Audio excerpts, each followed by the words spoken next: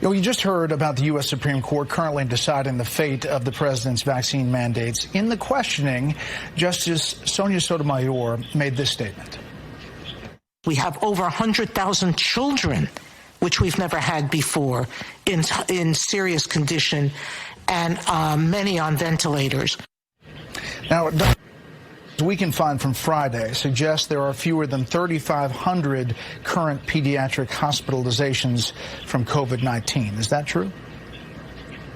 Yeah, but, you know, here's what I can tell you about our pediatric hospitalizations now. First of all, the vast majority of children who are in the hospital are unvaccinated. And for those children who are not eligible for vaccination, we do know that they are most likely to get sick with COVID if their family members aren't vaccinated. So the most important thing we can do for those children to keep them out of the hospital is to vaccinate them and to vaccinate their family members around them. Understood. But the number is not 100,000. It's roughly 3,500.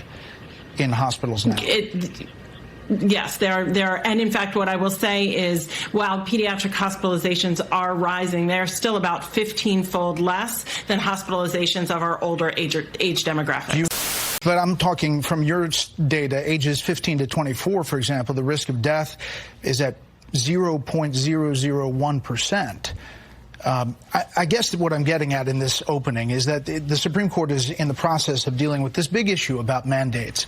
And do you feel a responsibility as a CDC director to correct a very big mischaracterization by one of the Supreme Court justices? Yeah, here's what I'll tell you. I'll tell you that right now, if you're unvaccinated, you're 17 times more likely to be in the hospital and 20 times more likely to die than if you're boosted. And so what my responsibility is to provide guidance and recommendations to protect the American people. Those recommendations strongly recommend vaccination for our children above the age of 5 and boosting for everyone above the age of 18 if they're eligible.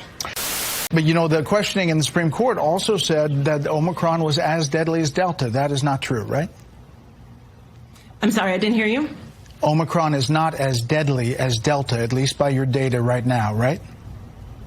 We are starting to see data from other countries that indicate on a person-by-person basis it may not be. However, given the volume of cases that we're seeing with Omicron, we very well may see death rates rise dramatically.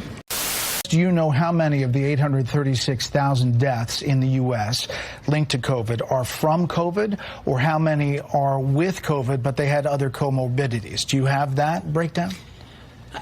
Yes, of course. With Omicron, we're following that very carefully. Our death registry, of course, takes a few weeks to collect. And of course, Omicron has just been with us for a few weeks, but those data will be forthcoming.